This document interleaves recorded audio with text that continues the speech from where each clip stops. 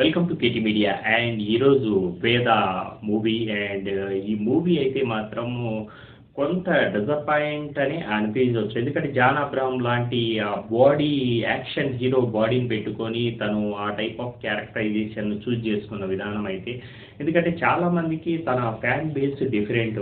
ఒక action Rambo లాంటి body పెట్టుకొని అతను ఈ టైప్ ఆఫ్ క్యారెక్టర్స్ను ఎంతవరకు సెట్ అవుతుంది.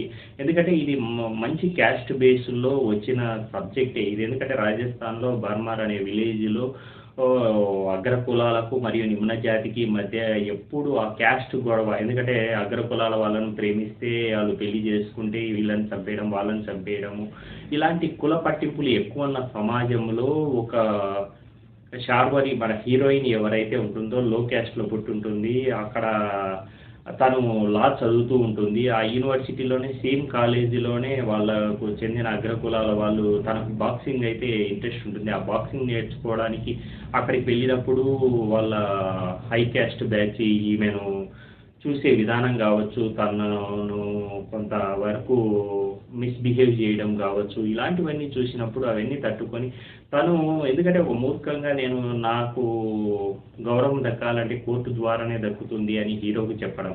ఇప్పుడు సబ్జెక్ట్లోకి వస్తే జాన్ అబ్రహం ఒక మిలిటరీ ఆఫీసర్. ఒక ఆపరేషన్లో తన వైఫ్ ఎవరైతే తమన్నాను చంపిన టెర్రరిస్ట్ తనకు దొరికినప్పుడు ఐ అఫీషియల్స్ తనను చంపొద్దు అంటే తను వినకుండా తను చంపేసిన విధానం, అక్కడ యాక్షన్ అయితే ఫస్ట్ స్టార్ట్ అయితే మాత్రం యాక్షన్ ప్యాకర్లోనే జరిగింది. కానీ వచ్చేటప్పుడు నుంచి రిలీవ్ చేయడం వల్ల తను తన మామయ్య దగ్గరికి వెళ్ళేసి అక్కడ ఆ కాలేజీలో ఒక బాక్సింగ్ కోచ్గా జాయిన్ అయ్యడము, అక్కడ శార్వరి పరిచయం కావడం, అక్కడ ఈ కుల ప్రాతిపదిక ఎలా ఉంది అన్నప్పుడు తనకు ఒక మోస్ట్ ఇరిటేటింగ్ థింగ్గా ఉంటుంది. ఇలా జరిగేటప్పుడు తను నేర్చుకోవాలనుకున్నప్పుడు తను వీళ్ళకి తెలియకుండా నేర్పించే విధానం ఏదైతే ఉందో అవన్నీ చాలా బాగానే ఉంటాయి. కానీ తనకి ఏదైతే ప్రాబ్లం వచ్చిందో తన బ్రదర్ను చంపడము, ఎందుకంటే తన బ్రదరు ఐ క్యాస్ట్ బ్యాచ్లో వాళ్ళను లవ్ చేసినప్పుడు పెళ్లి చేసుకోవాలనుకున్నప్పుడు మనకు అభిషేక్ ఎవరైతే ఉన్నారో అక్కడ సర్పంచ్ క్యారెక్టర్ ఏదైతే ఉందో తన పర్ఫార్మెన్స్ మాత్రం చాలా జితేంద్ర ప్రతాప్ సింగ్గా తను పర్ఫార్మెన్స్ షటిల్డ్ పర్ఫార్మెన్సే ఇచ్చాడు. ఎందుకంటే తను మంచిగా ఉన్నట్లే ఉండి తను చేసిన విధానాలు మాత్రం హై పర్ఫార్మెన్స్ బేస్లోనే మెప్పించాడు. అండ్ ఇక్కడ జాన్ అబ్రహాంకు ఎందుకంటే ఆ లో క్యాస్ట్లో ఆ యాక్షన్ సీన్స్ చూసినప్పుడు తనను హెల్ప్ చేయాలని అనుకున్నప్పుడు తను తప్పించుకునే విధానంలో ఏమాత్రం యాక్షన్ అనేది డ్రామా ఫస్ట్ హాఫ్ నుంచి ఇంటర్వెల్ బ్యాంగ్ ఏదైతే ఉందో అది పర్ఫెక్ట్గా ఉంటుంది. ఇంటర్వెల్ తర్వాత 1 అవర్ లాగి ఏదో ల్యాగ్ లాగా అనిపిస్తుంది.